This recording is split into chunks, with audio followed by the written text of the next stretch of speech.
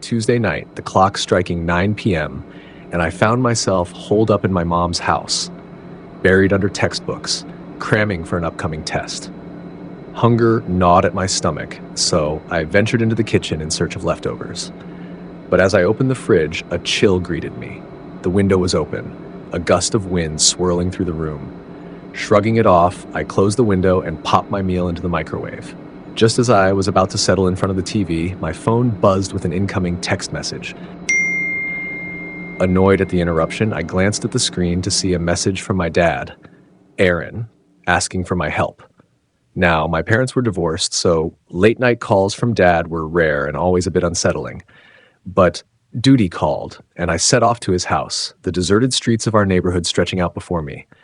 Approaching Dad's front door, a sense of unease settled over me, but I brushed it aside. Inside, I found him struggling with his computer, a task I quickly offered to assist with. As Dad went to grab a glass of water, a notification on the computer caught my attention, a motion detected by the security camera outside. Yet when I checked the footage, it revealed nothing but a passing pedestrian. With Dad's thanks and assurances that he was fine, I headed back home. The unease I felt earlier growing stronger with each step, but I pushed it aside, focusing on the looming test awaiting me. Back at Mom's house, I dove back into my studies, trying to shake off the events of the evening. Yet the ringing of the doorbell shattered the silence, jolting me from my concentration. Confused by the late-night visitor, I cautiously made my way downstairs, only to find nobody at the door. Opening it tentatively, I was met with emptiness, a chill wind whispering through the doorway. Fear prickled at the back of my neck as I retreated inside, my mind racing with unanswered questions. Turning to the security footage for answers, I was met with a chilling realization. The doorbell's ringing was absent from the recordings. Doubt gnawed at me as I grappled with the inexplicable events unfolding around me. And then, a shadow passed by the window, sending a shiver down my spine. Armed with a kitchen knife and a sense of foreboding, I ventured outside, my senses on high alert. But the night offered no answers, only the distant wail of police sirens.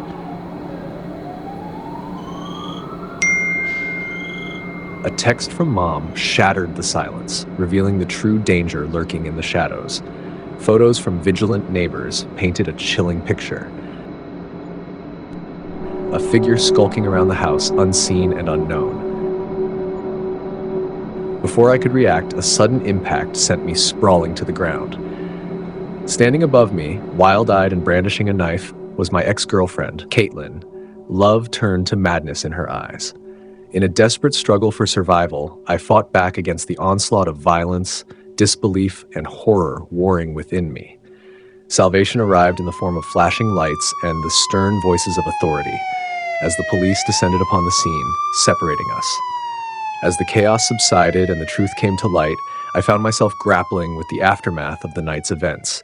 My former love now incarcerated, my sense of security shattered, and my faith in the world irreparably shaken. Haunted by the memory of that fateful night, I carry its scars with me, a reminder of the thin veil that separates the familiar comforts of home from the lurking dangers that lie just beyond the threshold. And though the darkness may recede with the dawn, the shadows of fear and uncertainty linger long after the night has passed.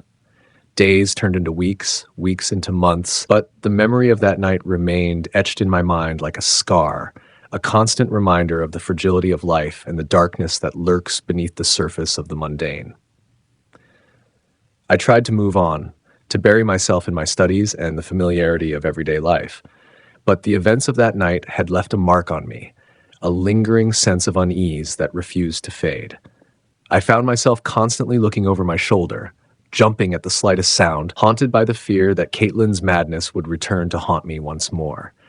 Yet, despite my best efforts to push the memories aside, they continued to haunt my dreams, creeping into my thoughts when I least expected it. It was a lesson learned the hard way, a reminder that danger could lurk around any corner, even in the places we least expect.